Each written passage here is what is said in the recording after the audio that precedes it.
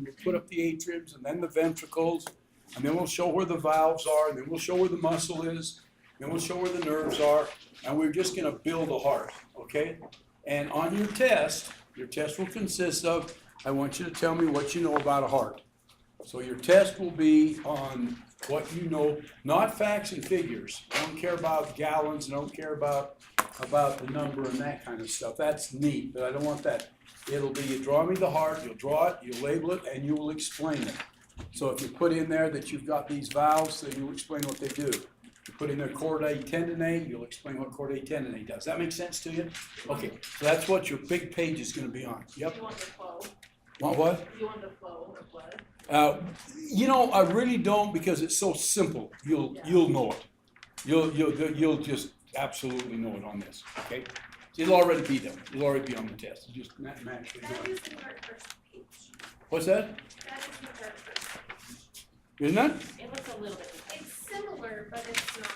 number 55, number 56? Where? We've got 56. Well, man, it looks like it to me. What's different on it? It's just Is open. that better? Huh? It's just open. No, I had the wrong one up. Okay, this is number 56. Okay, so we'll just start here with number 56. And you'll see. Okay, so as we go around the heart, let's just talk about the different things. This is called the inferior vena cava, okay, and that's a big vein that goes up and it feeds into the heart right here. Okay, then you have the superior vena cava, and it comes down this way and it feeds into the heart. So there's actually two holes in the atrium. One is where the blood from the bottom part of the body comes up. The other is the blood that comes in from the top part of it. It comes up into there. Okay? Then you have what's called an atrium. What's an atrium? Why do they call it an atrium? Anybody in design in here?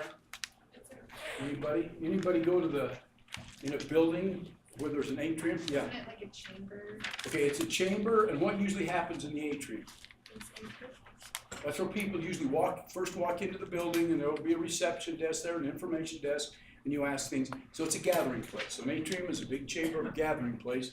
And so this is a gathering place. That's what it is for blood. So it's called an atrium right there, okay? And so the blood comes down through here, blood comes up through here, and settles in the atrium. Okay, from there, there'll be these valves. Now look how thick they are there. Wait till next week and you see a heart, and it'll look like almost a piece of tissue paper. Very, very thin, very, very flimsy.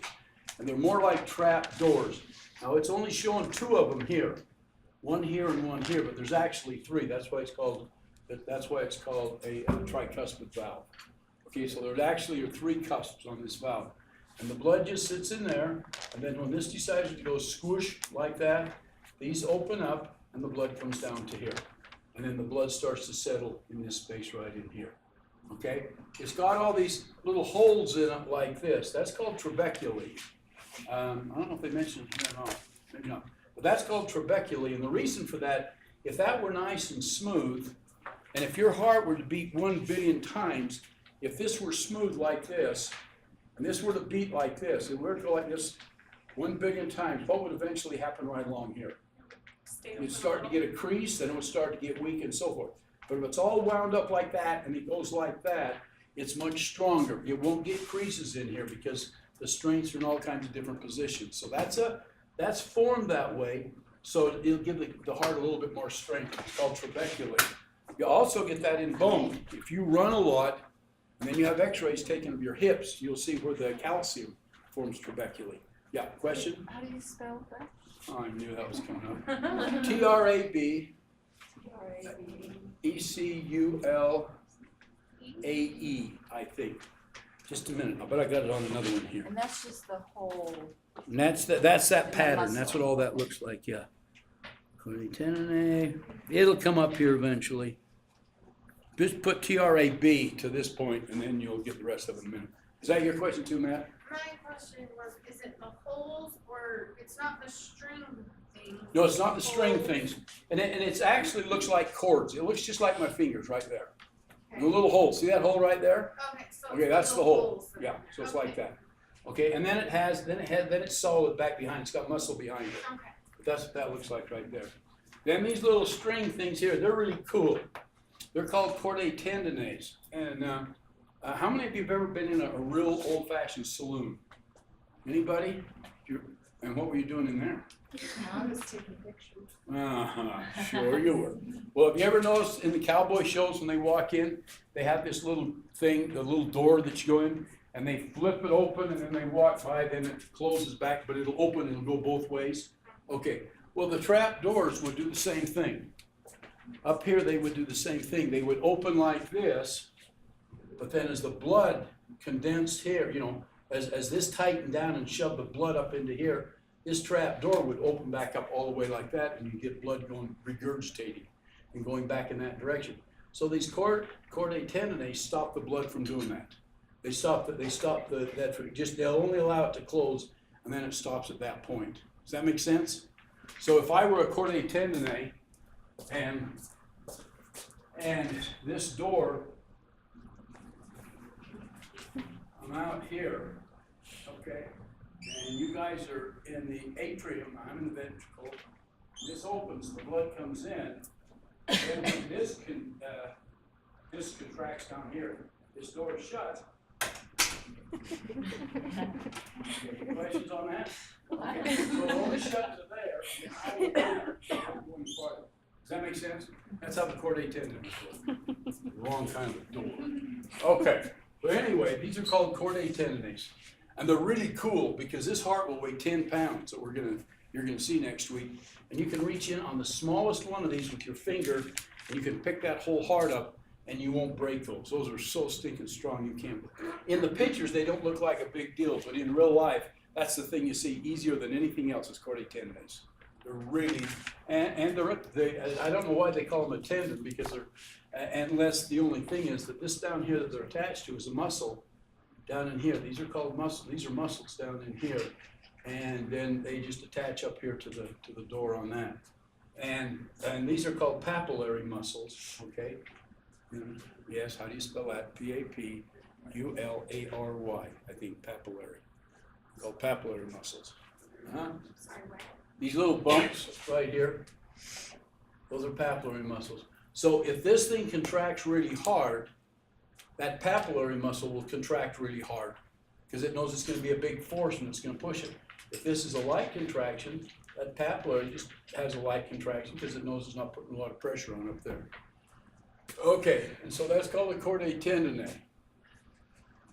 Okay, then the blood comes down into here, and then it goes out through this called semi-lunar valve. It'll go out through this valve, and then this goes to the heart or to the lungs on one side. This one goes to the lungs on the other side. And so, why is it colored blue? Now, when you had circulatory, arteries were always red, veins were always blue, right? Okay, but now this is an artery because the artery is leaving the heart. Why is it colored blue? It's deoxygenated. Okay, because it's deoxygenated. It doesn't have oxygen, so it has a blue color to it. So it looks blue. Okay, so you can't always tell an artery from a vein by its color. Okay, arteries go away from the heart, veins come towards the heart. So these are veins here going towards the heart. This is an artery going away from the heart. They're both colored blue. Yeah, question? So the blue and the red, that's just to kind of simplify. Could you tell artery blood versus, or deoxygenated blood versus oxygenated blood? You actually can. If you get cut and that blood comes out and it's a real scarlet red, real bright red, that's an artery. If it comes out, it'll also squish, boom, every time the heart beats, it'll jump up at you. So if you're looking at it here, you're gonna get it in your eye. Okay. But if it's cut here and it just oozes out, it'll have kind of a blue color to it. So it is actually, you could actually cut an artery here, cut a vein here, look at them and tell which was the artery, which was the vein. So it's more like a deep red. So, yeah, this is a real bright red, and this is kind of a reddish purple. Has a darker color to it. Yeah, you can actually see the difference. And everybody varies just a little bit, okay? Everybody varies. Do you know where that came out in a really neat book on that? About the blood and the different colors? How many of you read Mark Twain? Oh, you gotta be kidding me. As an English teacher. Mark Okay. Twain, the book. Do you remember Huck Finn? Yeah. You remember reading about Huck Finn? You know, and remember Big Jim? Y'all guys all remember Big Jim? And remember there was a shipwreck, and in the shipwreck, the boiler blew up, and they got off the boat, and they went up to the house, and they said, and the lady says, "Oh, you're late, why are you late?" And Huck said, Well, there was a boiler that blew up, and she says, oh, that's horrible, is anybody killed? Now, I'm gonna shut the door on this one. Okay, because it's a bad word. It's a bad And he said, was anybody killed? And he says, oh, no, nobody was killed, just a bunch of Negroes. And she says, oh, thank God for that nobody was killed. That was in the first of the book. And Mark Twain had a reason for doing that. And then later on, as Huck got to know Big Jim, and it got down the line, they got into this thing, he got onto the boat and he got cut, and his arm got cut.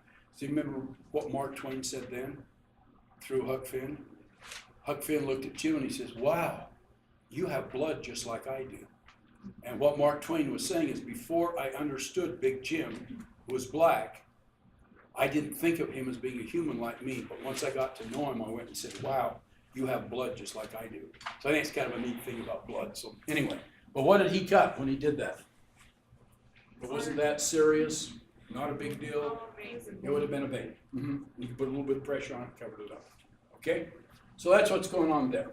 Okay, so anyway, so we got the blood going over here to the arteries, then it comes back through these little parts right here and right here, like that.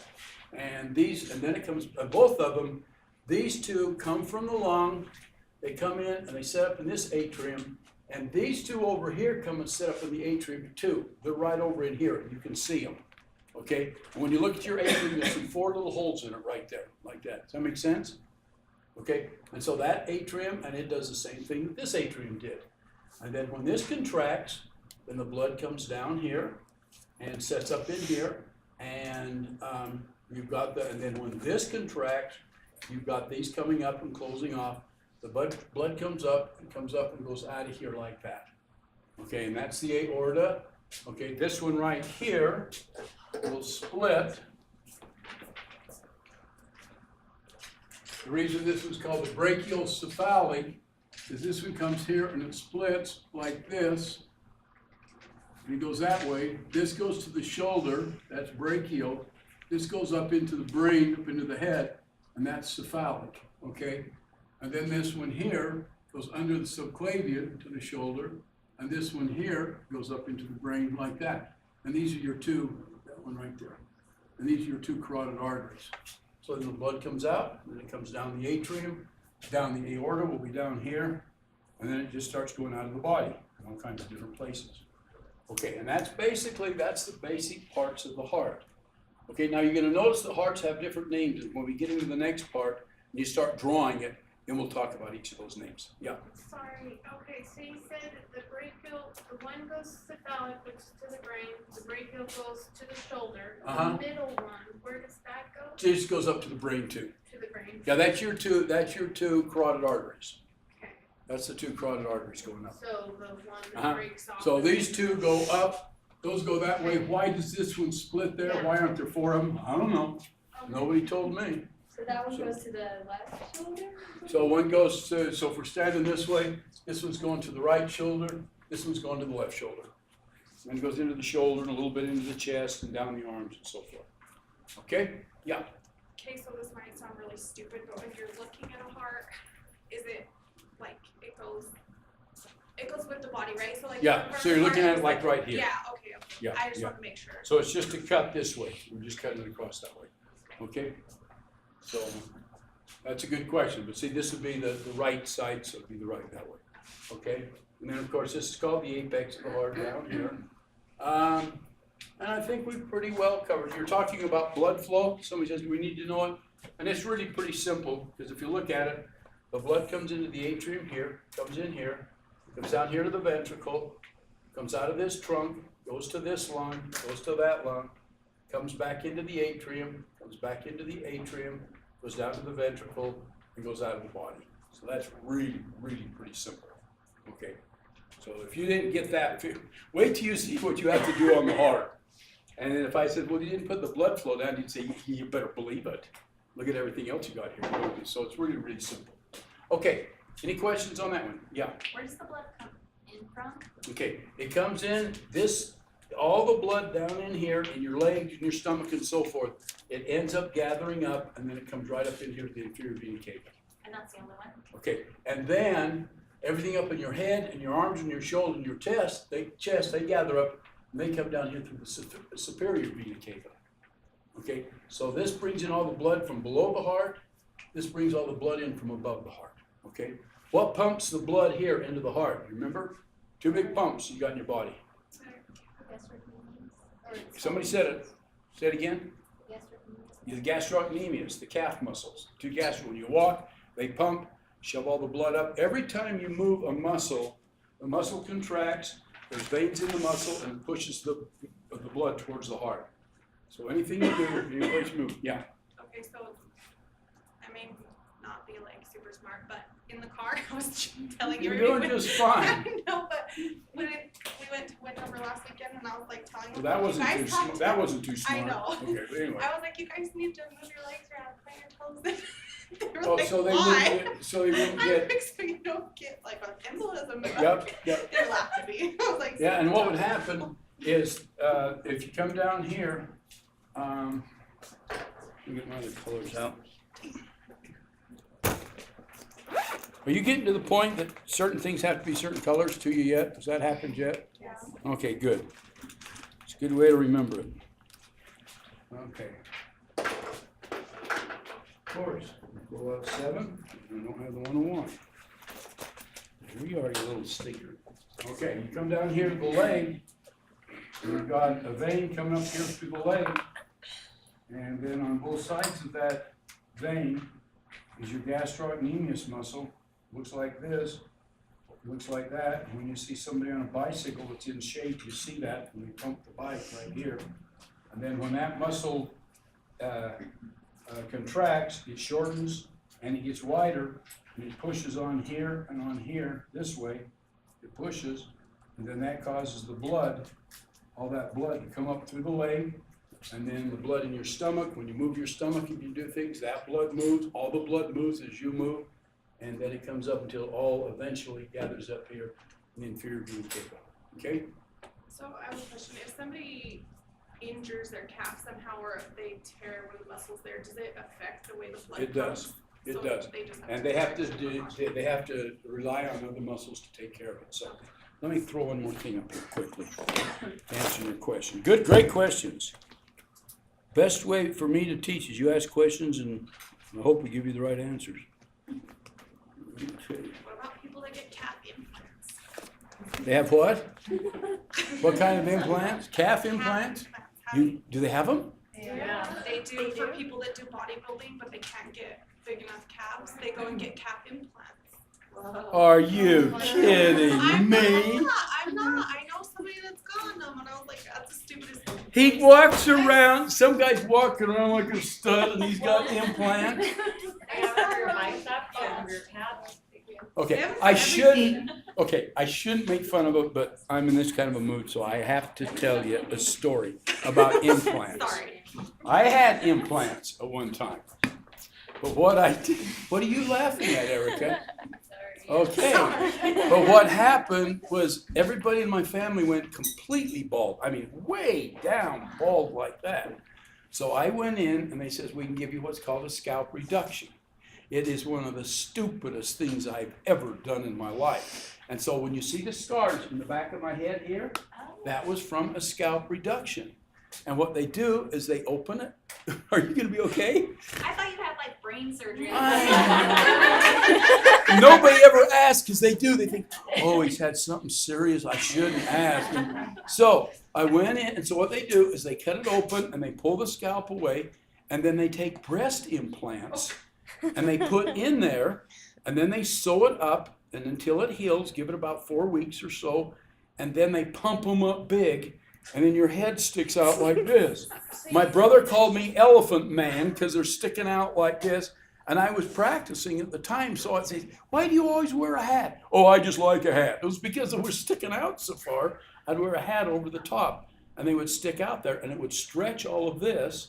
And then, where you see the cuts up in here, then they would take it, and they would take it all out, and they would take it up, and then they would cut out the bald part and sew it on. And they did it about 4 times just to keep going up and up, and never did get all the way up there. But all this hair up in here used to be clear down in here. like that. And it was the dumbest thing I And you ever. shave your head anyway. What the heck were you thinking? Because I finally thought this is a bunch of crap, so I just got rid of it. And then my perverted friend Don, now don't you dare tell anybody I told you this. He would come in and he would say, oh, because I had these breast implants, he would say, oh, Jim, he says, you know, I haven't been with a girl lately. I haven't dated anybody. He said, you wouldn't be offended if I, and then he'd go, oh, and he'd touch my head. I was so embarrassed when he would, so I shouldn't make fun of implants in the legs, because I went there, and that was the dumbest thing I ever did. And then, when they went and operated, they made fun of me, and they said, you're gonna take. Are you upset over all of this? Okay, I thought you were going to report me. So then when I did the operation, and when they did the operation on it, the nurses, I got to know them, and they says, okay, now you need to put on a gown, you need to take off your shorts, your underwear. And I said, why? You're working on my head. You're not working down there, you're on my head. No, you need to take them off. And at this time, by the way, I was totally inactive in church. I was wild and crazy, and it was 10 beautiful, wonderful, bad years of my life. And so I thought, I'm not going to. So I left them on. So then after the operation, I come out of the operation, and I take the gown off, and I go to get dressed, and I look down, and my shorts are on backwards. So they had taken my shorts off and turned them backwards and put them back on. And so when they go, yeah, I know you think that's funny, do you? Yeah. So anyway, so the next time I go in to get operated on, they say, okay, now you need to take your shorts. And I said, no, I'm not taking my shorts off. Well, then this time we do the operation, and when they come out, and I see them, and they're just looking at me, and I went, yeah. Well, I painted a little figure down here. I made a whole face, so they pulled them down to turn them, and then they saw what I had painted on them, and they pulled them back up. So we had, it was quite an experience in my life. Why did you bring up that? Who brought this up about calf implants? Okay, so actually, I would imagine, seriously though, back to the subject, I would imagine if they did calf implants, the calf still works, doesn't it? It's just that they're bigger. Yeah. And so it would probably work just the same. Occasionally, it's like somebody who has a malfunctioning muscle. But Okay, yeah, well, I did too in the head, so. Anyway, that was the dumbest thing I ever did is when I started losing my hair, and then I decided to get a hairpiece. No, those mops, there's something else. And I went on a date one time, and we got in the swimming pool, and I jumped in, and my hair was gone, and I'm under the water, I'm going, and I'm looking for my hair, and and everybody that has a hairpiece thinks nobody knows it. Right. They think mine looks normal. Oh yeah, you bet. And well, anyway, and so I'm under the water and I'm looking for my hair, and I look way over there, and there's this thing going, my hair. So I go on over there and I put it on my head, and I get out, I kink my neck really bad. Oh, it really hurts. I think we better go home. This is the end of our date. Oh, it just hurts. Oh, it hurts. I have to hold my head there, and I'm driving. And she probably thought, that idiot, he lost his hairpiece. He thinks I don't know. Oh, don't get me going on that. All right, back to this. The blood is all. Oh, I was getting into here to show you. Now, don't you repeat that. I have told my other classes that story. They don't need to know about my misbehavior. Yeah, my brother called me Elephant Man. That was so embarrassing. Did you ever see that movie about the guy that had the big head and all that stuff? Yeah. Oh, here's what I'm looking for. Here we go.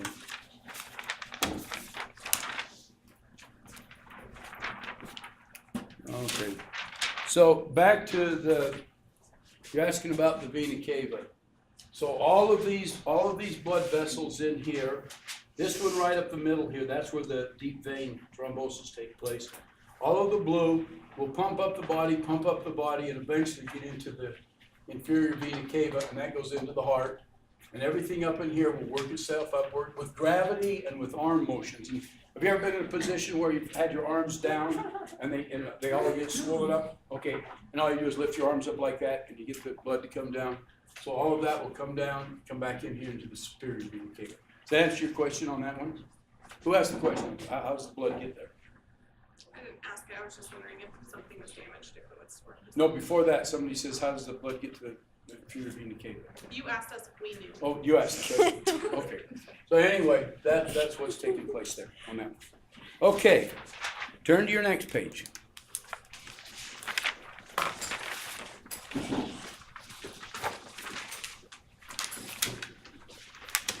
This is how things get lost, right here.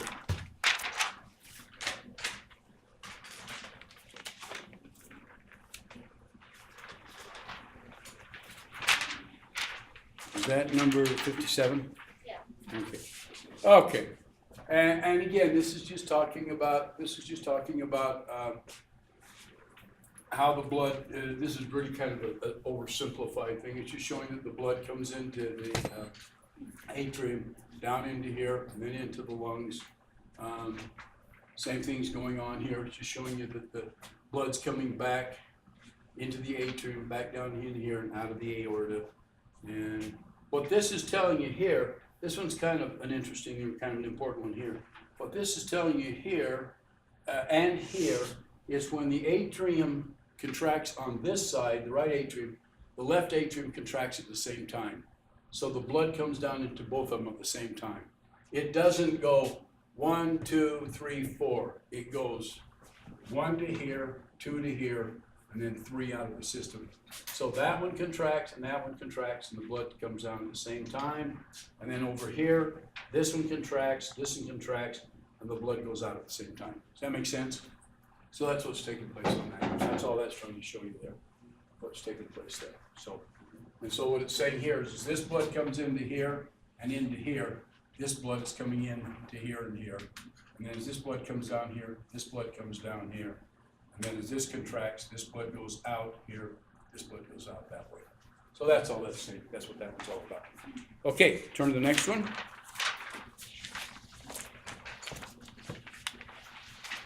Okay, this is a real simple one on cardiovascular.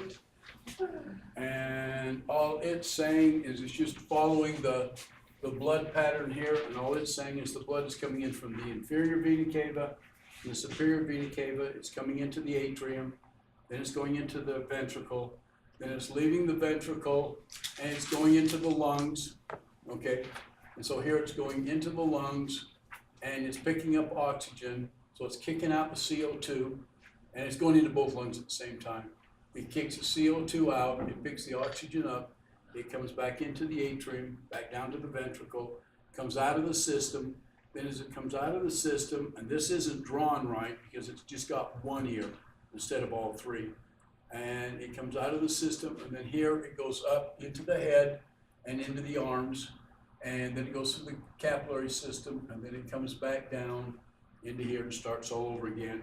The rest of it comes down the aorta, goes into the stomach area, mesenteric area, and all of that down into the intestines and the kidneys, down into the trunk and down into the legs, and then it picks up CO2, kicks out oxygen, and it all comes on back up again. And that's just a circulation pattern. Does that make sense to you? Pretty simple. Any questions on any of that? Okay, good. Next page. Is that it? Oh, the heart, the beat. Okay. Where did mine go? Oh, here. Okay. This one you'll need to know kind of in detail at one point. So let me just give you a couple of basics on it. When you see, question? Oh, you just clearing your throat. Oh, okay. Question? No, just coughing. Okay. Okay. When you see this come along like this, that's depolarization. That means it's just in a resting stage. Then when this little bump takes place here, now this is called what's called gated. What that means is this is electrical impulses. When you see that little bump right here, which is this little bump here, which is called P wave, that means that the atriums are contracting. Okay?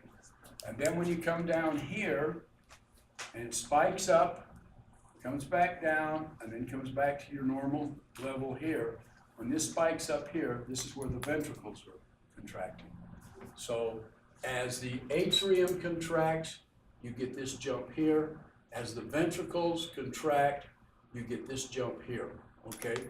And the reason it's talking about pointing right up to there with the arrow, that means that when this is a little power plant, when that sends out an electrical force, that causes electricity to come down this side and contract that muscle, and also to come down this side and contract that muscle, okay? And so this is all this is doing. They have what's called repolarization.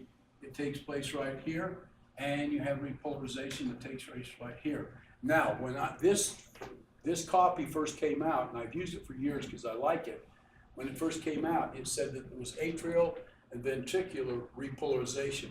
You can cross off the atrial. They found out that wasn't true. Atrial is right here. So right, the atrial repolarization takes place right here, and then this one takes place there. And do you know what I mean by depolarization and repolarization? Do you understand that okay? Okay. If we have, yeah, question? Is repolarization like been refilling? Okay, I'll show you. No, it's all electrical. If this is a nerve right along here, and we got positive along here like this, and we got negative along here like this, that's polarization. Okay, that's called polarization. You need to write this down, because you're going to get this over and over again. That's called polarization. Okay? Similar to a battery. What's that? Similar to a battery. Sort of, but don't get into that. This is even easier. Okay. Just remember that in the membrane, this is like a nerve. Okay, and this is out in the interstitial. This would be out in the interstitial area. This would be inside the nerve. Outside the nerve, it's positive. Inside the nerve, it's negative. Okay? So you got all the positive on one side and the negative on another side. Okay, then when you go to depolarization,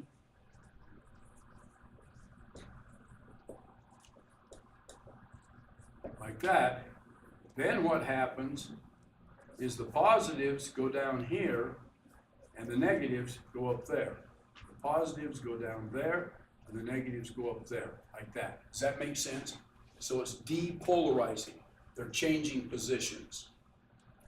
Okay, so that's depolarization. Okay, and it's really pretty simple. Yeah, question? So you said the T wave is ventricular repolarization? Yes. No, Yeah, okay. And so that's depolarization. Then, so now we've got, in this one, now we've got all of the positives down here, and we got the negatives up there, like that. Does that make sense? Because that positive went down there. So now the positives have come down here, and the negatives have come up there. Does that make sense? That's depolarization. So they're just switching, like that, okay? Then, when we come here, and we have what's called repolarization,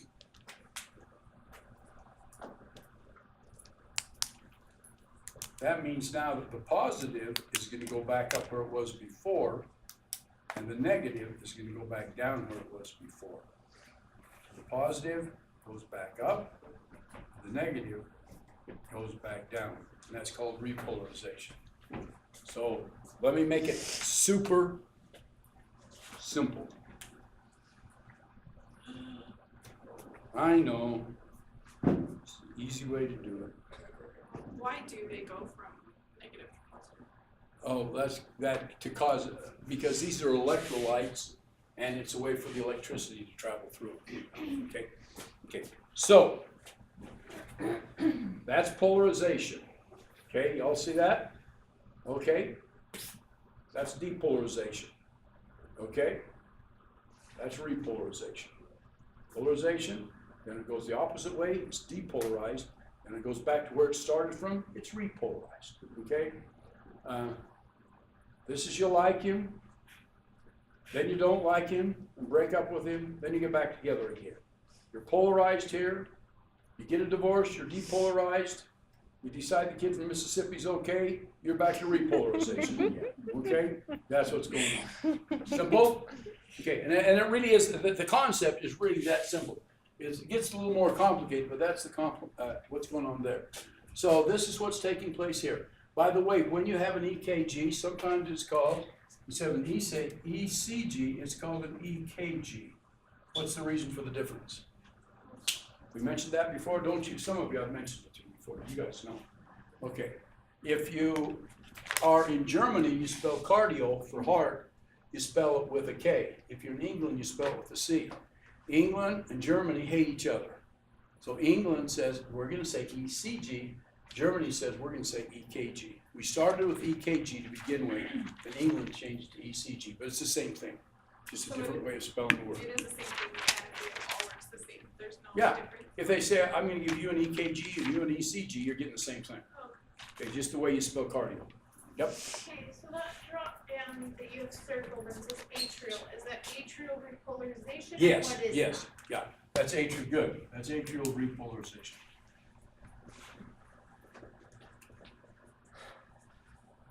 Yeah, And then the so, circle so, on- so here it's polarized, and then you got a contraction, and this is what causes contractions right here. Depolarization is your contraction. Then it contracts, then it goes back to normal again, and it repolarizes back to normal.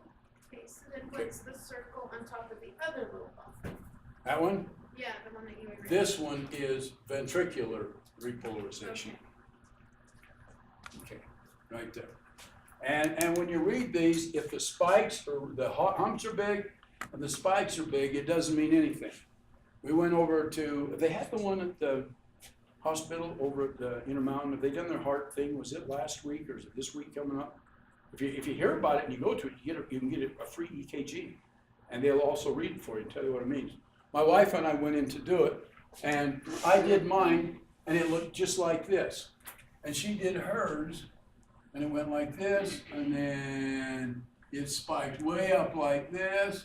And I said, because we always argue about which one of us is normal and which one's abnormal. And we all know that she's abnormal, but anyway.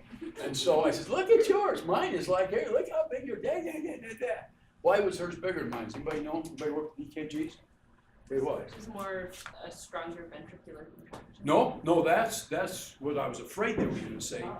What it actually was is I was fatter. And so when they put the leads on me, they had to go through more fat than they did with her. I says, no, they hit a rib. That's what I told her. But it can either be that it hits a rib, and if it goes between the ribs, you'll get higher spikes. So the height of the spike doesn't mean anything. The concern is how far they're apart. That's the big issue on it, okay? And looking at them down here, this would be called this would be normal, like this. Look how many spikes we got here, how often? That's called tachycardia. That means the heart beat too fast. That's what an EKG looks like, a tachycardia. Okay, this one over here, if it's bradycardia, it would go along, there'd be a spike, and then it'd go clear over here, and there'd be another spike. It's going too slow, okay? If it's got ventriculation, look at it, it has no pattern at all. It's all over the place. That's ventricular fibrillation, and you also have atrial fibrillation. Anybody have either one of those in here, or anybody in the family have it? Okay, who has it in your family? Okay, can he see, do you ever see the little boop, boop, boop right up here? They can actually, he's got atrial? Yeah. If they have atrial fibrillation, then instead of it going to tune, they'll go to, and it just goes all over the place. And sometimes you can even look right up here on the clavicle. Is his above the clavicle or below? Above? Yeah. You can usually look right above there, and you can actually see that bouncing up there. The heart will go to that point that you'll see it actually bouncing up there. And that's fibrillation in that case. That's what's taking place there. Okay, and then they have other things, like if it goes along here, instead of this going up, it goes down, and I don't know what that means. Why it comes, it goes down, and then you got your repolarization here. See how instead of it coming here, and then going even, it has a drop down in there. Instead of it coming here and going up, it goes down. That means they've got mitral stenosis, okay? And what they do is they find people with certain problems, heart problems, and then they run EKGs on them and see if their pattern is the same. That's how they find these things out. But if you went in and you had yours look like this, they would tell you that you had a mitral stenosis. Okay, what does stenosis mean? Narrowing. There's two words in the heart you need to know. Regurgitation, stenosis. Stenosis means, huh? Almost. Okay, yeah, it ends up in there, but yeah, it's narrow. So if the valve is supposed to open like this, like that, and it only opens to there, that's stenosis. Spinal stenosis means that that little channel down the middle of the spine has become smaller. That's spinal stenosis. Okay? If your husband isn't listening to you, then that's called cerebral stenosis. That means his brain is getting smaller. Okay? So anyway, stenosis means narrowing or getting smaller. Is Okay. regurgitation opening up? Regurgitation means how many in here have only drank once? And they got really drunk. How many in here drink? Okay. How many in here have drank too much at one time and ended up in the bathroom? Okay. What were you doing in the bathroom? You were regurgitating. Regurgitating means to take something back to where it came from. Okay. So when you're in there barfing, that's a regurgitation. Heart regurgitation means that the blood comes down to here and then it regurgitates back up to here. That's what takes place.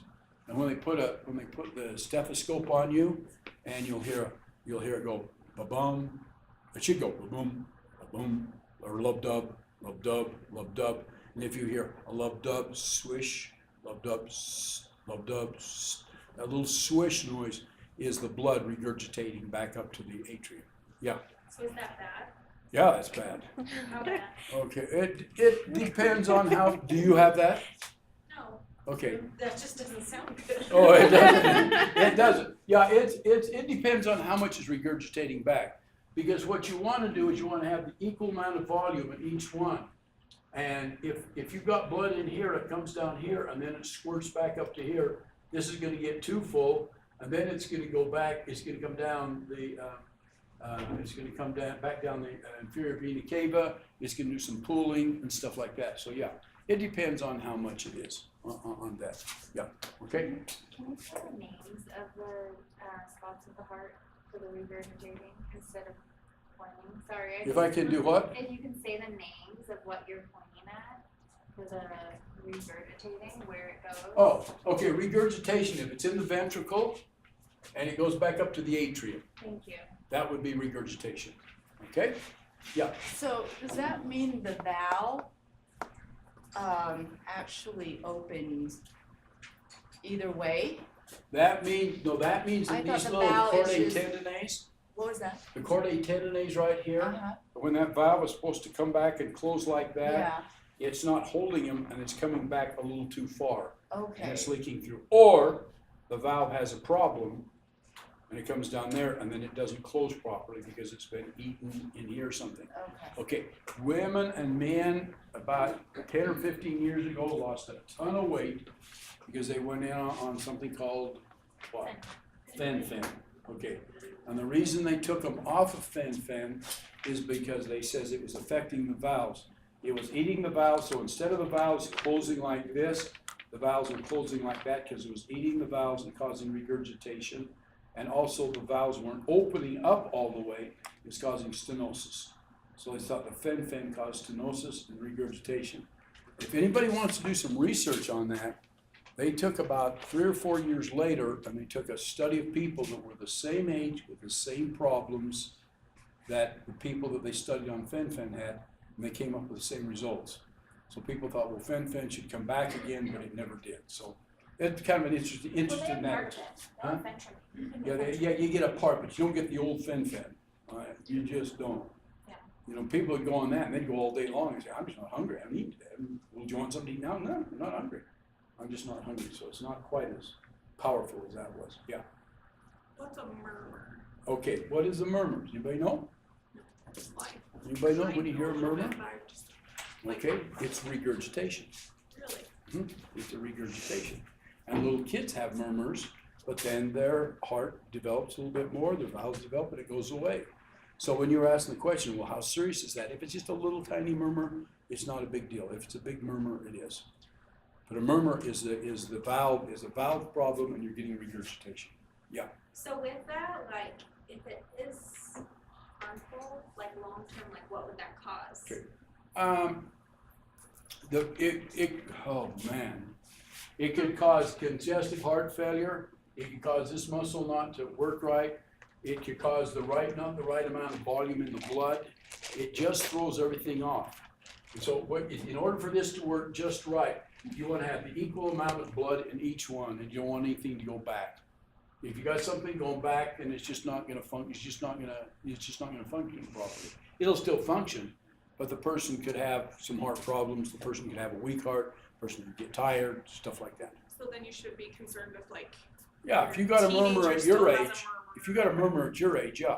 If you got little kids and they say your child's got a murmur, ask him, well, now can he grow out of that? And the answer is yeah, he probably will. Okay, on that, yeah. So what can you do? I know someone that has a Okay, they need to go in and get it checked, and they may have to replace their valve. That may, depending on how serious it is, they may have to go in and replace the valve, okay? And then they put two types of valves in there. Well, usually where they replace the valve is on the aortic valve. You can't see that right here. Let's see if you can see it on the other one. Okay. No, that doesn't show anyway. They can and they give you two kinds of, you can either get a pig valve, and for the aortic valve, they put pig valves in, okay? And they can put mechanical. If they put mechanical, what drug do they have to put you on? A blood thinner. And what? Some type of blood A thinner. blood thinner, which is Coumadin. warfarin, or what's some others? Heparin, Lovenox, yeah, Eliquis. all of those, yeah. And the reason they do that is they're worried about clotting, and then because that's a mechanical valve, they're worried about that valve getting clotted, okay? What's the problem with the pig heart? People get depressed. That's their biggest problem. Because when they have bacon and eggs, they feel like they're eating their own family. So, Is there really a problem or not? no, I was I don't trying want to that just problem. tell I a was just joke. wondering It if doesn't it- depress them. Okay. But I'm just trying to wait. not with the depression, come on, that's not what I meant. I just meant like, is there a problem with the pigs? No, actually, valve? pig hearts have been really, pig valves have been really effective. So it's probably more. Anytime you replace something, there's always an issue, is the tissue gonna take okay? Is there gonna be any kind of autoimmune? Is the immune system gonna attack it? You've So got we could all try those one and then issues, try but generally speaking, most doctors will say if you have the choice between the valve and the pig heart, we'll go with the pig heart if we can, because you don't have to be on a blood thinner. Okay, and so that's it. Yeah, question?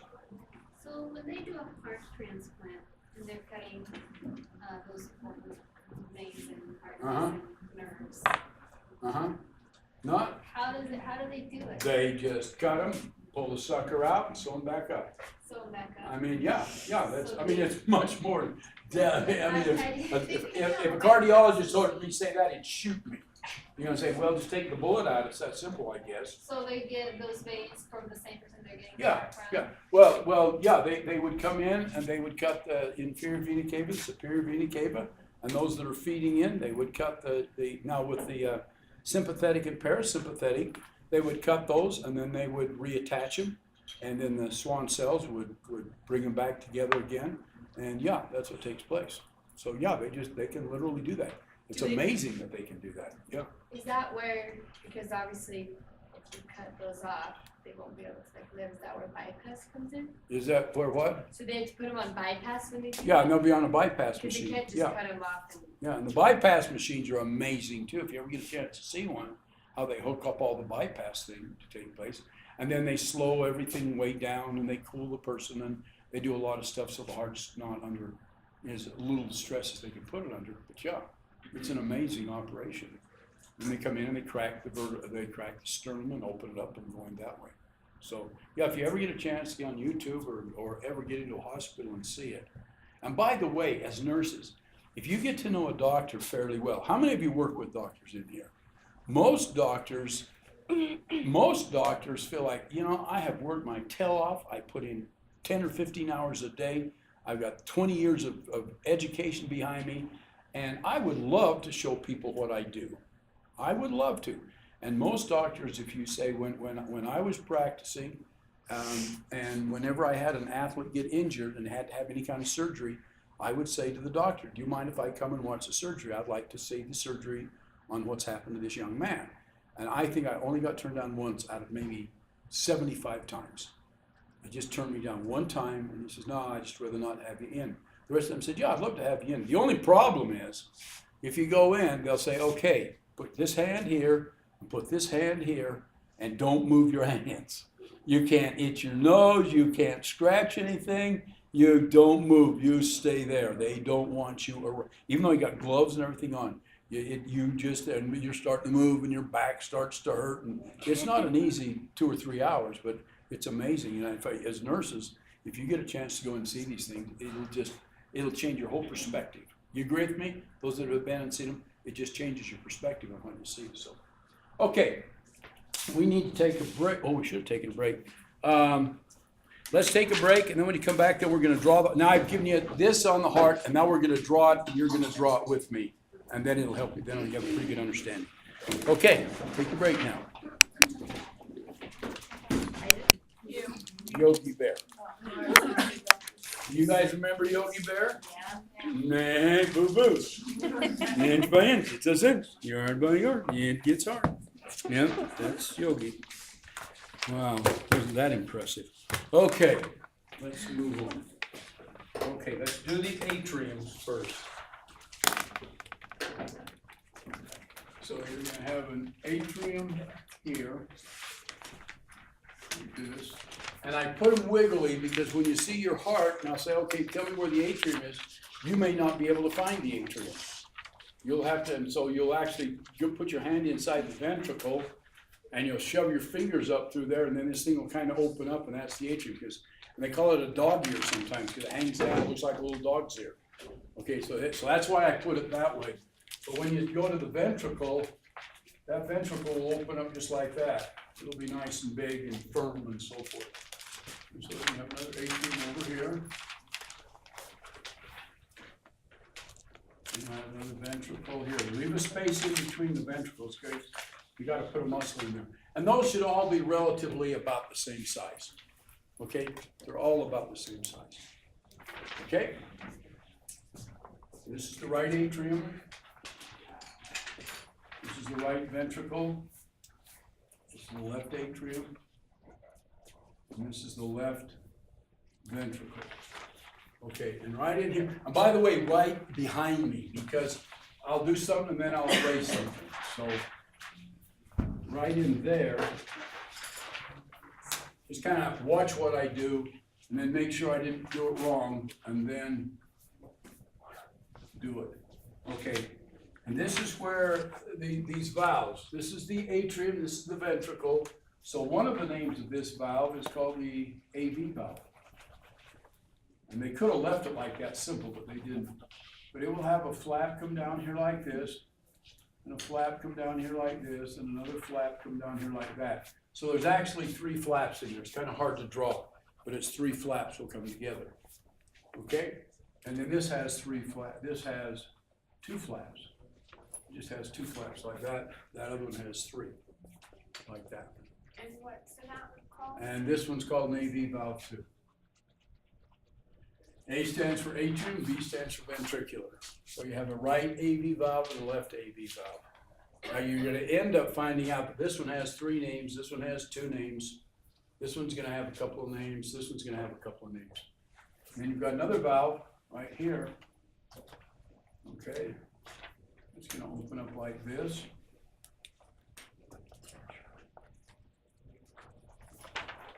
And I'm kind of glad that we're doing it this way, and then when you see the heart, then you'll kind of remember what we've done, and you'll look at the heart, and it'll make more sense to you. Yeah? Could you tell me again what AV stands for? The right AV valve. A stands for atrium, V stands for ventricle. Atrium ventricle, okay, that's right. Yeah. And then you're going to have another valve right over here.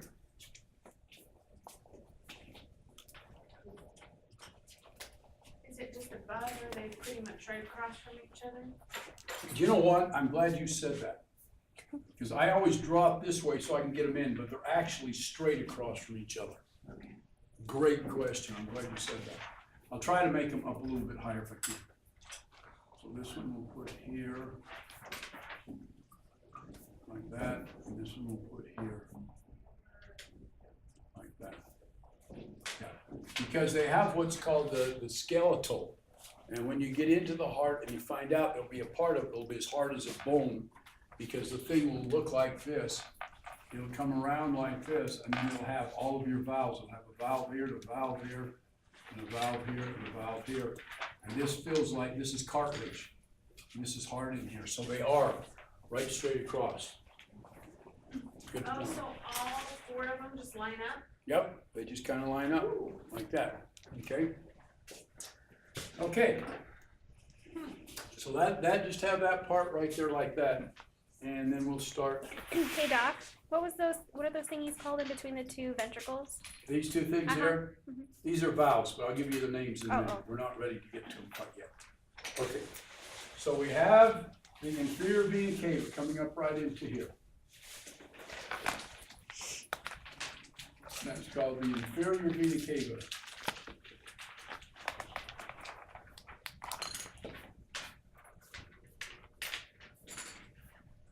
And you're gonna hear vena cava and vena cava. And you can hear it, I don't care, you can talk to 2 cardiologists and they'll pronounce it differently. I think probably correctly would be cava, because I think that, you know, if you're phonetically correct, you'd say cava. But I say cava.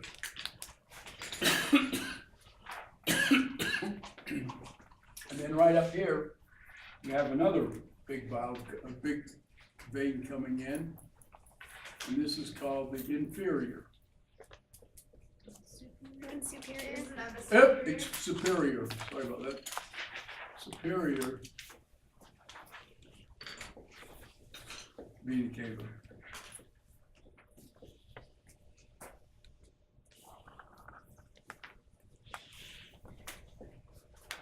Okay.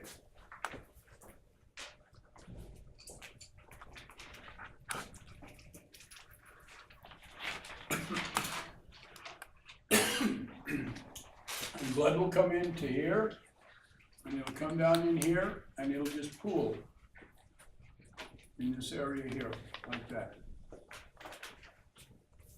Okay, let's draw that.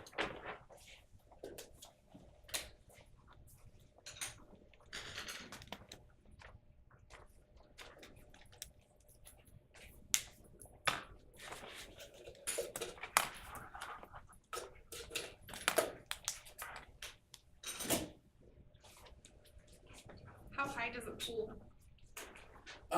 It feels about 60%, that area. 60 to 80, somewhere in that area.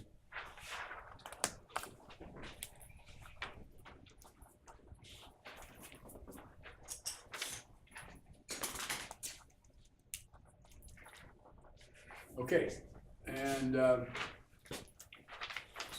now I'm not going to put the electrical part into the heart yet. We will just do, if you look at the heart as either being a plumber or an electrician, it makes it a lot easier.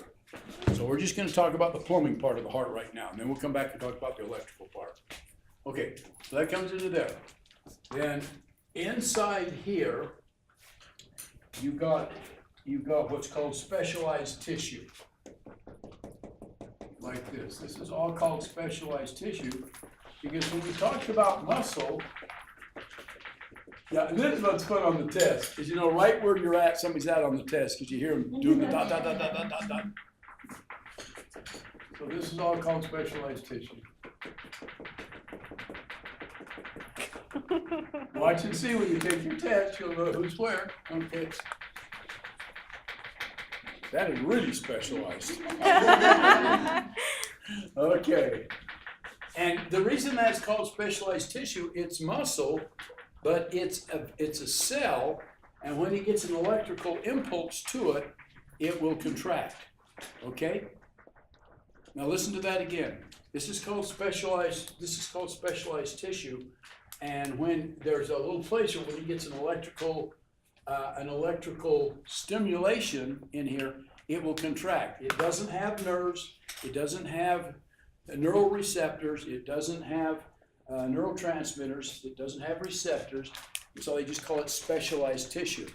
And one of the things, while you're writing, you can just listen to this, and one of the things that is really interesting with it is they, by getting into the electronic microscopes, now they got an electronic scanning microscope, and they're just getting more and more specialized. they've been able to take that cell, that tissue, and look at it, and they've seen that that tissue actually beats like a heart. And we have no idea how it does it or why it does it, but it can actually beat like a heart, okay? So anyway, that's called specialized tissue. So Don, Uh-huh. so test purposes, we do our dots and then explain specialized tissue when electrical stimulation, or the electrical stimulation causes it to contract. Uh-huh. Period. That's it. Yep, that's what you want to know. That's what you want to know about. Okay? All right. And that, but not for test purposes, for learning purposes. Okay, Okay. Did we do the I have to, I want to in here? Haven't we done that? I have to, I need to. Okay, while you're writing, I'm gonna put it on the board. Man, sorry. I shouldn't. No, you're not. I love this. This is just a concept in learning, and I love it. You should go from I have to I need to I, that's an I want to I love to. Okay. And when you can get to this point in your education, not academic school education, in learning for yourself, okay, please put your phones away. No, away. Okay. When you can get to the point that I love to, if it gets to that point, I love to, boy, you are on your way. When you can just get into something and you start to study it and you think, if you're to the point, well,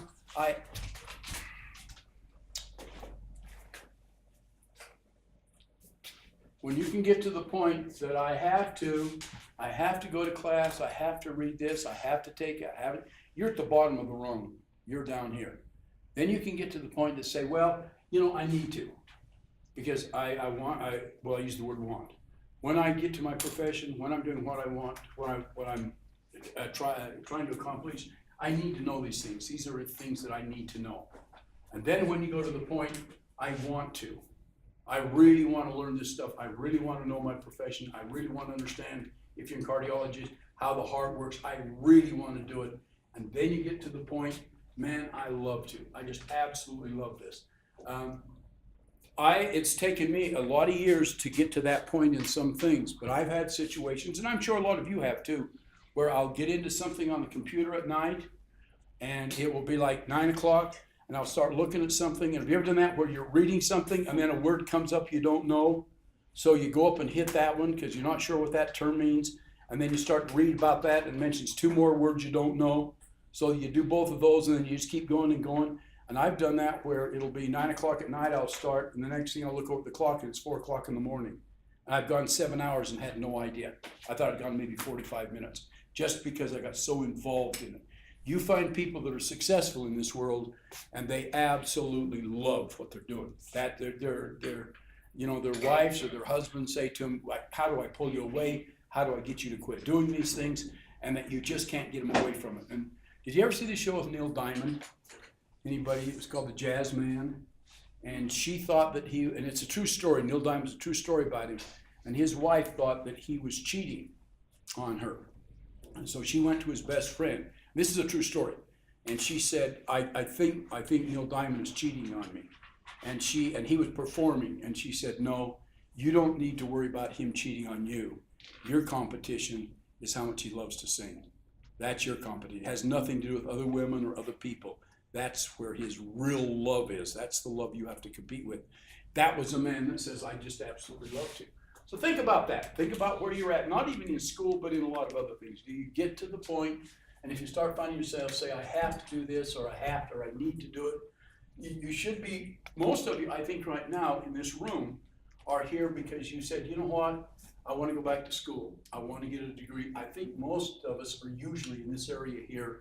And then when you really get into what you're doing, then you get into the I love to thing. Anyway, I'm off my stump. Just had to bring that up. Okay, so we got to here. Okay, this contracts, these open up, and the blood comes down into the right ventricle. So the blood will come down into here, and it'll pool down into here like that, okay? And so what opens this valve right here is the contraction, okay? And that opens that valve, and it's like a trap door. It's just sitting there, and the blood is almost heavy enough that it almost falls through. It's just an extremely light contraction, and boom, it opens, and everything goes down in, okay? It's that simple, okay? And so that'll come down here.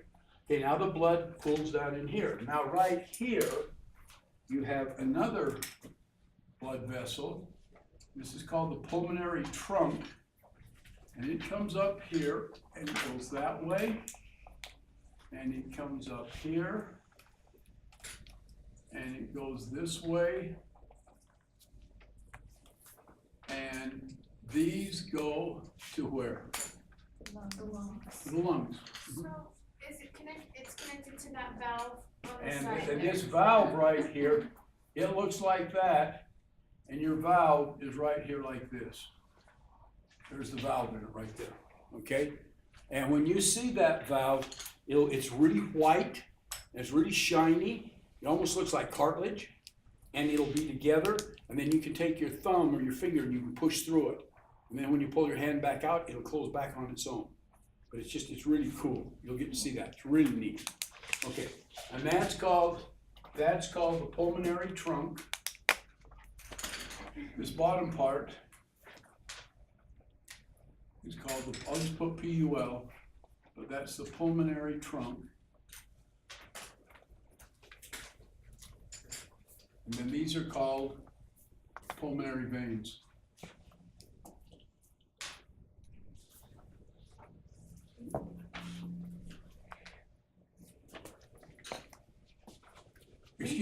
Excuse me, pulmonary arteries. I was doing blue, so I was thinking wrong. It's a pulmonary artery. And same thing over here. This is a pulmonary artery. And they go to they're painted blue because why? Deoxygenated. Okay, they're deoxygenated and they look blue. And they look blue. And an easy way to remember that one is BYU. Because it forms a Y and it's blue. And BYU's colors are blue. So you've got your BYU in there. So that's called the pulmonary trunk. It goes that way like that. Okay? And this is called the pulmonary valve.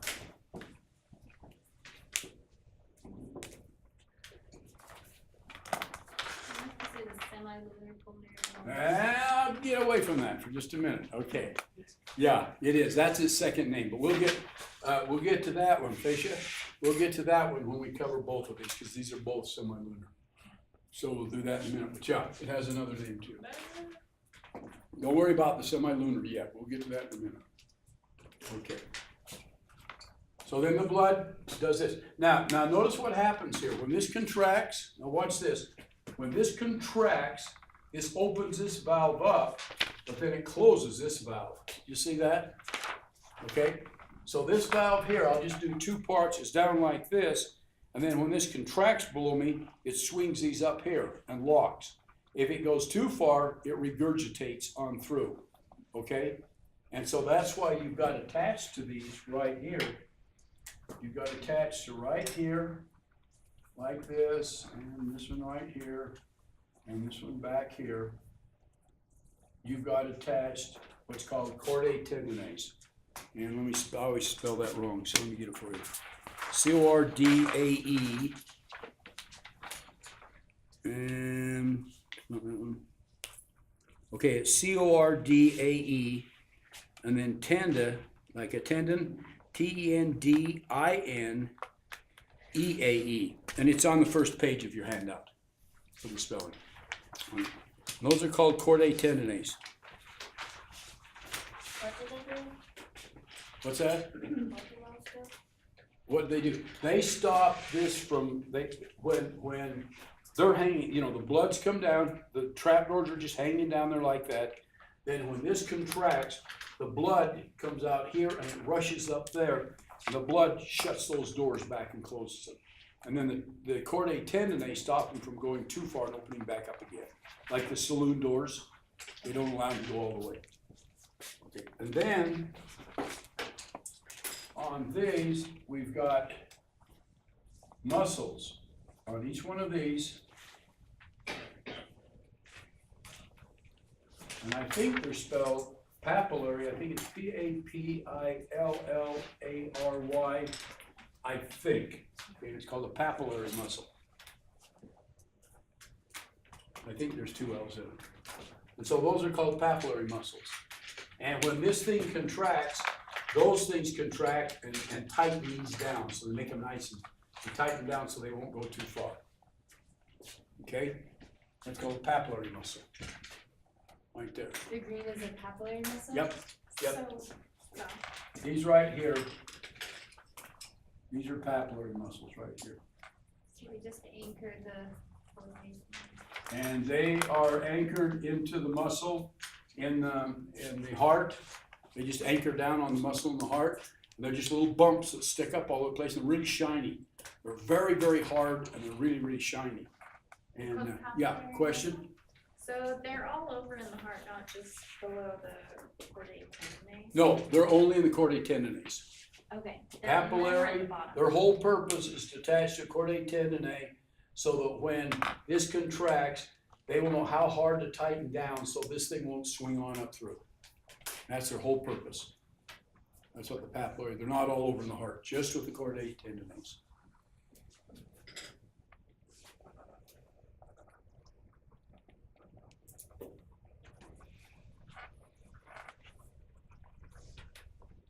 So if I ask you, okay, how does this valve, how does the AV valve open? Your answer would be what?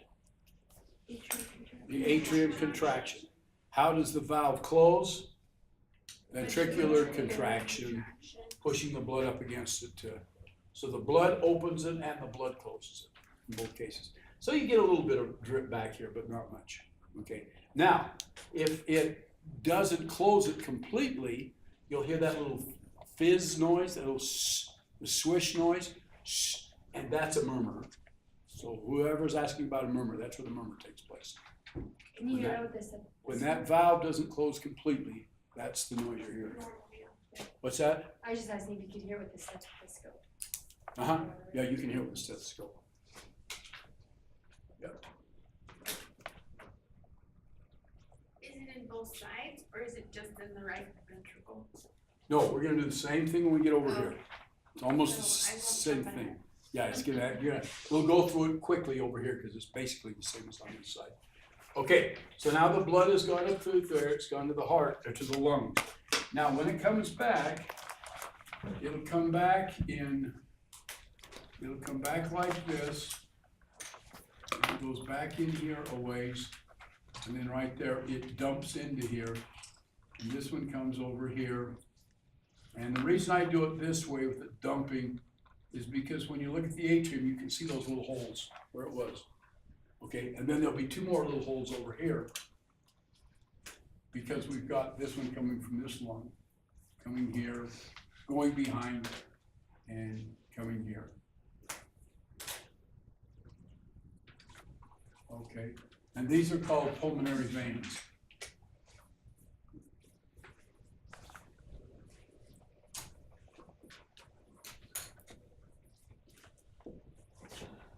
It's called a pulmonary vein.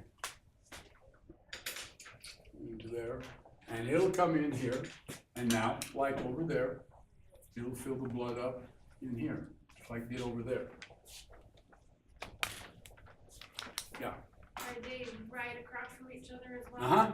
Yeah, you'll see these two on this side, go right straight across, you'll see those two over on that side. Yep.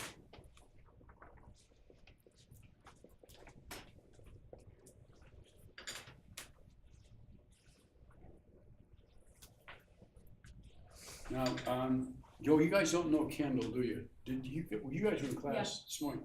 We have a young man that's going to school here, and, well, actually, these come, I have to show you, they come like this. They bifurcate just before, and they have a patient in their hospital that for some reason, this here has grown down another artery, or another vein like that, and now it's taking blood there and it's dumping back into the vena cava, right there. And so he was talking, it's oxygenated blood, But the problem that that's gonna create is that now we're gonna have too much blood in here and not enough blood over here. And in order for this pump to work properly and to maintain and to pump 1 billion times, you need to keep the blood in the same amount of blood to make it work properly. And so that's gonna create a real problem on that. And the other problem it's gonna create, because it puts too much blood in here, it's gonna cause this to pump harder. And so we're gonna talk about this a little bit later on today, and it may start to cause congestive heart failure.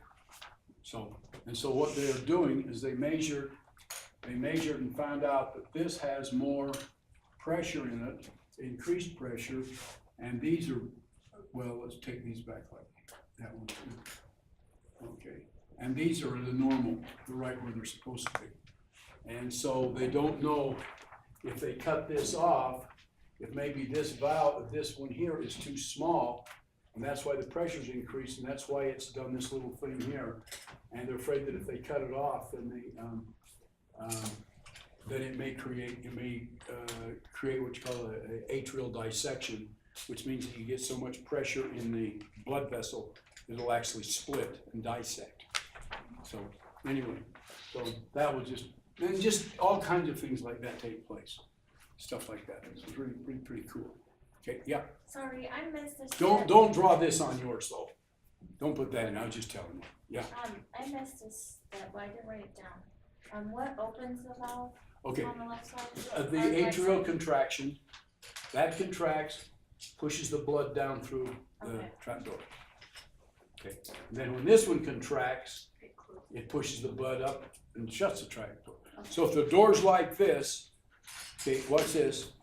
If the door's like that and this pushes it down, the trapdoor opens like that. Then when that does it, the blood comes up, hits the trapdoors, and closes them back up. So ventricular contraction causes it to close. Close it close. Yep. Okay. So the blood comes in here, comes this AV valve, okay, opens it up. Now this one's got 3 cusps, called a cusp, okay, and this one's got 2 cusps. So another name they're gonna give this one over here is a what? Tricuspid. A tricuspid, a tricuspid valve, and this one we're gonna call this one a bicuspid. And that just describes the valve a little bit better, but I still think they could have gone right and left AV, and everybody know what you're talking about. So they talk about a bicuspid, it's over here. If they talk about a tricuspid, it's over there. Okay? And then the blood is gonna come down here, and it's gonna settle in here. Okay. Laura, the other day when we talked about the strokes, this is why I questioned if you could get coagulation in here, because this is so thin and it's specialized and everything drops down, where this has to push up. So it'd be easier, I think on the strokes you were mentioning, that you'd get your clotting down in here rather than up in here. Did you ever look into that? And I tried to find where it talked about the clots were, and I didn't find anything yet. I haven't found it yet. Yep, question. Your bicuspid, is that the same as the mitral valve? In the Oh, picture? don't get ahead of yourself. Oh, This sorry. one has 3 names, so yes. Oh, As long as she mentioned it, we'll Well, go with it. That's okay. This one is also called the mitral valve. oh, that has like a whole, Bunch of names. So the left AV valve, the mitral valve, and the bicuspid valve are all the same valve. It has 3 names. And I don't know why they call it the mitral valve. Is there anyone that you would prefer us to remember? Yeah, you probably put all 3 of them down. I would love to have you put all 3 of them down. Okay. Okay, now you may think that you have to put all 3 down, but I hope you'll love to put all 3 down, okay? Just know you have to. Hey, that's true. Okay, so then the blood comes down into here and pulls down in here. And then we have a big artery called the aorta that comes right off of here, like this, and then it comes up here, comes in front of this, comes down behind there, and it comes here, off of here, and down behind there, like that. And that one's called the what? That's your aorta. Okay, let me clean it up.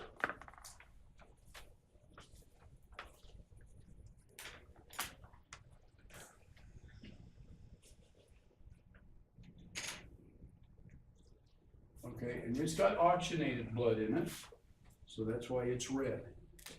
And this is the aorta.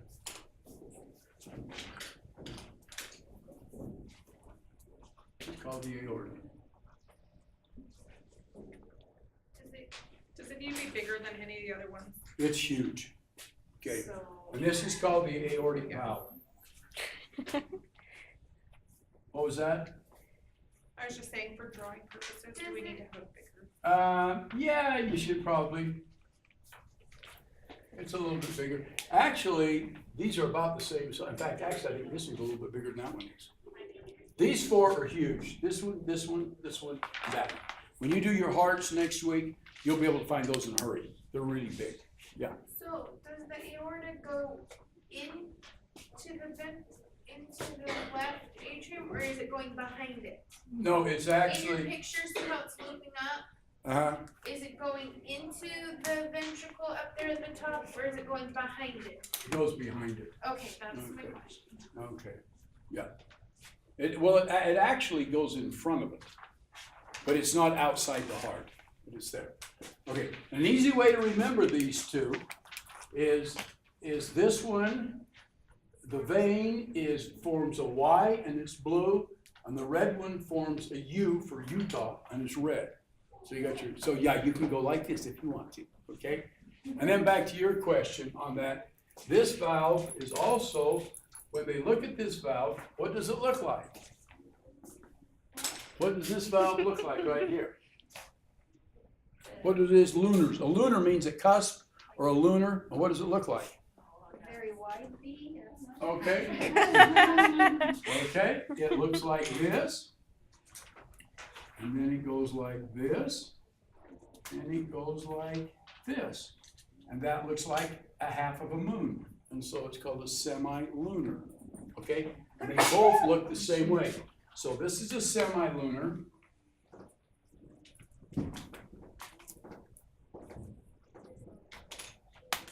And this one over here is a semi-lunar.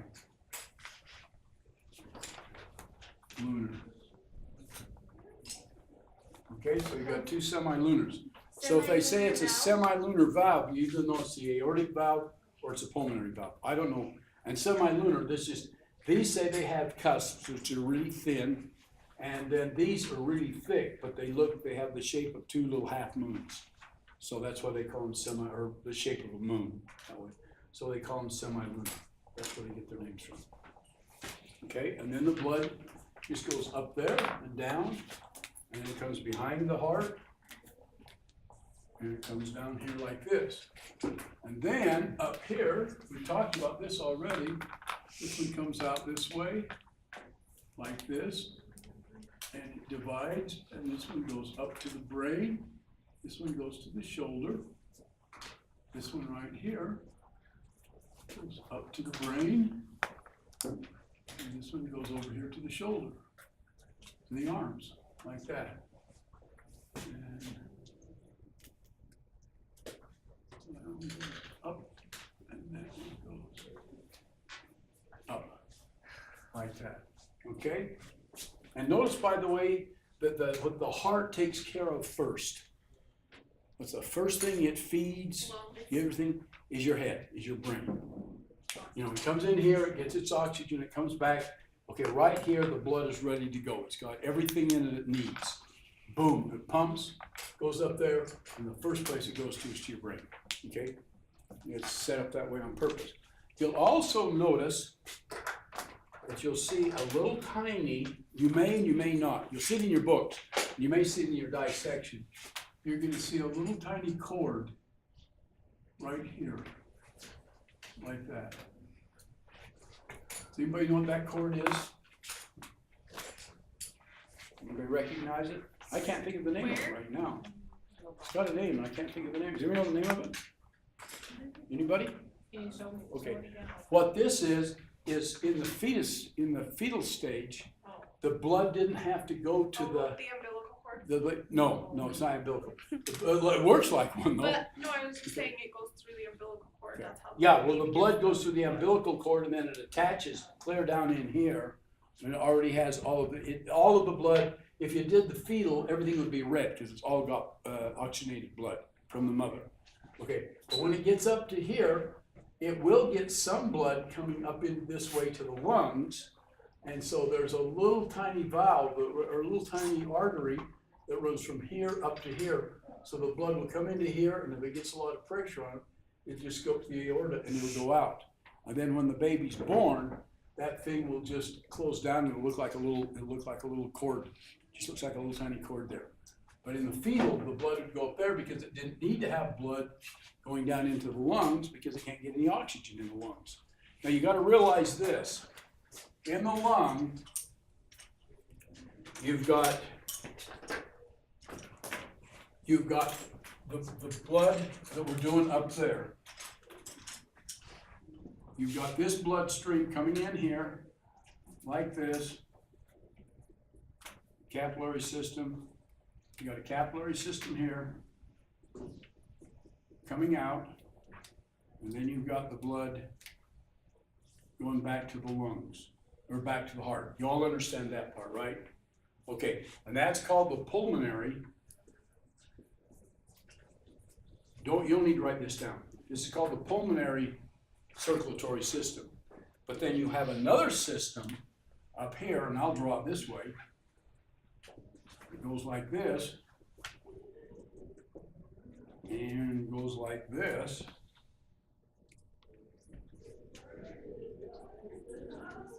And this system here, the pulmonary system, all it does is called gas exchange. It just gets rid of what? Into the alveoli. It gets rid of the CO2 and it sucks in what? Oxygen. That's all this system does. This other system up here is where you get your water, where you get your nutrients, also oxygen. This doesn't give oxygen to anybody, it just sucks it in. You get your oxygen up here, you draw your CO2 out up there, you get all your nutrients up here, you're sucking all your waste up here. So that system keeps it alive. All this one does, all the pulmonary system does is the gas exchange. Is just to get oxygen into the blood. So you got two circulatory systems in the lungs. There's two different systems in there, okay? They don't look alike, and this one up here, the pressure on this one is like 40. I won't go into the pressure things for you, but this one's like 40. This one down here is like 25. So the only thing that can exchange here is gas. Up here, you can exchange everything.